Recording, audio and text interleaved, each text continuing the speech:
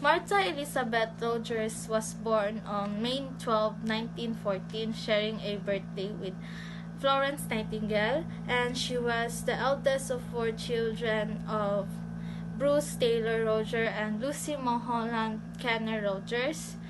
At an early age, she had a thirst for knowledge, and she found kindergarten to be terribly exciting and had a love and passion for books. In fact, Martha Elizabeth Rogers already knew the Greek word by the age of 10, and she had already finished reading all 20 volumes of the child books of knowledge.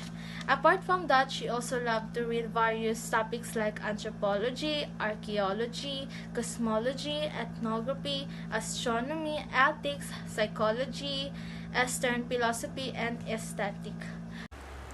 Martha Elizabeth Roger was an American nurse, researcher, theorist, and author. While professor at New York University, she developed the science of unitary human being, a body of ideas that she described in her book, An Introduction of Theoretical Basis of Nursing. She also believes that a patient can never be separated from her environment when addressing health and treatment. Initially, Martha wanted to do something that hopefully could contribute to social welfare, such as law and medicine. The science of unitary human being is comprises of 5 basic assumptions. The first basic assumption is wholeness, which means the human being is a unified whole, possessing individual integrity and manifesting characteristics that are more than and different from the sum of parts. Number 2, basic assumption is openness. The individuals and the environment are continuously exchanging matters and energy with each other. Third is unidirectionally. The life processes of human being evolves irreversibly and unidirectionally along a space-time continuum. Fourth is pattern and organization. Pattern identify human beings and reflect their innovative wholeness. The last one is sentence and thought. The individual is characterized by the capacity of abstraction and imagery, language and thought, sensation and emotion.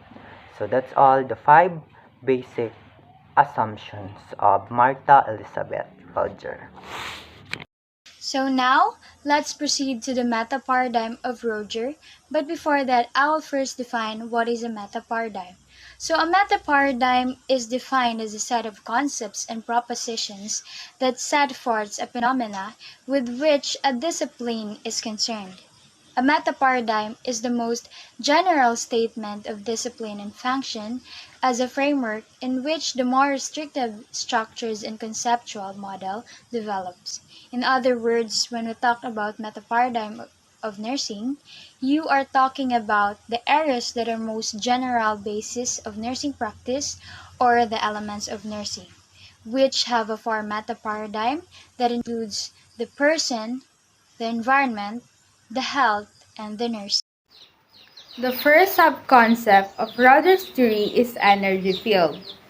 Energy field is the fundamental unit of the living and non-living. This energy field provides the way to perceive people and environment. Energy field continuous varies in intensity, density, and extent. The second concept is the openness. The human field and the environmental field are constantly exchanging their energy. There are no boundaries or barriers that inhibit energy flow between fields, leading to continuous movement of energy. The third is pattern. Pattern defined as a distinguishing characteristic of energy field perceived as a single waves. Pattern is abstraction and it gives identity to the field. And last is pandimensional. Pandimensional is defined as nonlinear domain without spatial or temporal attributes. The parameter that the human use in language to describe events or variety. Present is relative, there are no temporal ordering or life. Hi everyone, this time we will discussing the nursing process.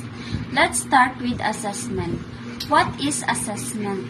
Nursing assessment is process of gathering information about a patient physiological, psychological, sociological, and spiritual status by a licensed registered nurse.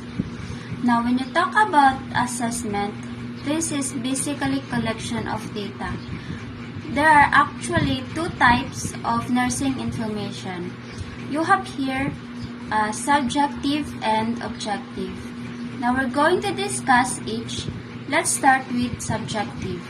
So, pag sinabi mong subjective, lahat ng information ng patient dito mo malalaman o patient claims.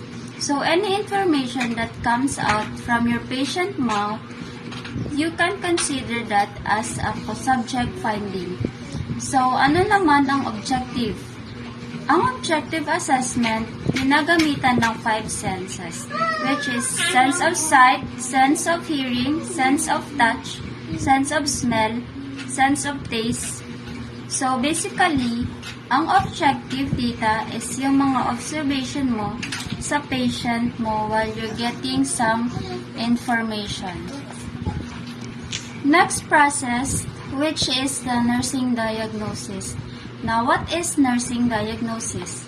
It is a clinical judgment concerning human response to health conditions, life processes, or vulnerability for that response by individual, family group, or community. Now, nursing diagnosis provide the basis for the selection of nursing intervention to achieve outcomes for which the nurse has accountability. Next process is planning. This is where you develop goals, desire, outcomes, and action plans. So, sa planning, meron ka ditong long-term and short-term. Massive long-term goals if it indicates an objective to be completed one or longer period, usually over weeks or months. Short terms, a statement discussing a shift in behavior that can be completed immediately, usually within a few hours or days. So, let's recap. Sa long term, pwede mo over a week or a month ang yung planning. Depends sa'yo.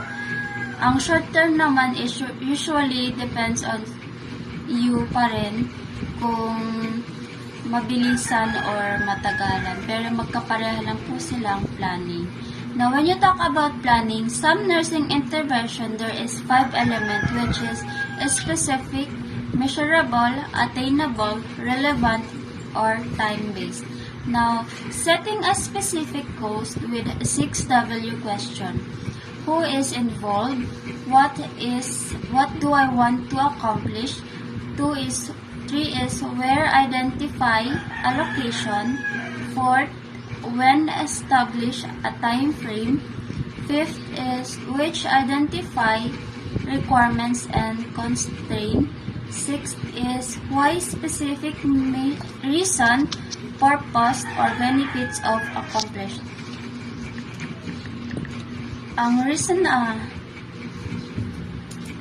measurable is establish concrete criteria for measuring your progress toward each goal set. When you measure your progress, you stay on track, reach your target dates, and achieve support successfully reaching your goal. And the attainable is when you set goals, ensure that they can be measured for progress or they are not attainable. You can attain goals when you plan your step wisely and establish a time frame that allows you to carry out those steps. relevant is your goal is probably realistic if you truly believe that it can be accomplished. Time-based, a goal should be always grounded within a time frame. So that is planning. Let's proceed to the next process, which is intervention. In nursing intervention, there are three types, which is independent, dependent, and collaborative.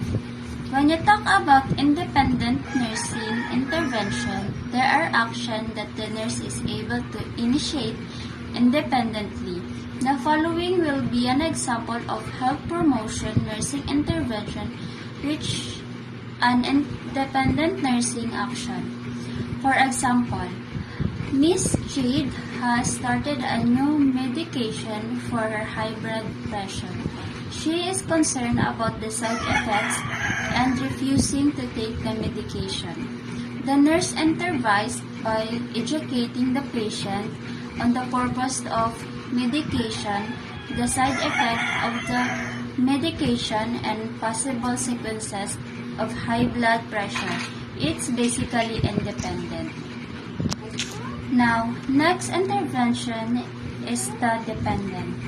This intervention order from one another healthcare providers such as physicians. So for example, Mrs. Jade have 180 over 100. So the nurse reports this to the physician.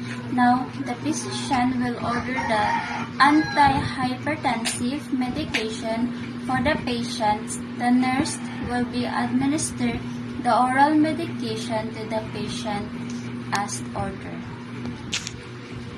Collaborative intervention. Now, these are going to require the participation of multiple, yes, not only one, but two healthcare professions. We are now finally on the last step of our nursing process, nursing evaluation. Now, this is defined as a judgment of the effectiveness. This is the phase nurse compare the client's behavioral responses with predetermined client's goals and outcome. So, there are 5 weaknesses found and observed about Martha Rogers' theory.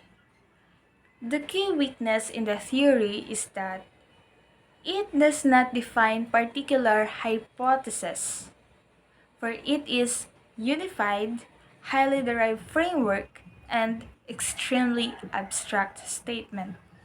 Second, the theory was believed to be profound and was too ambitious.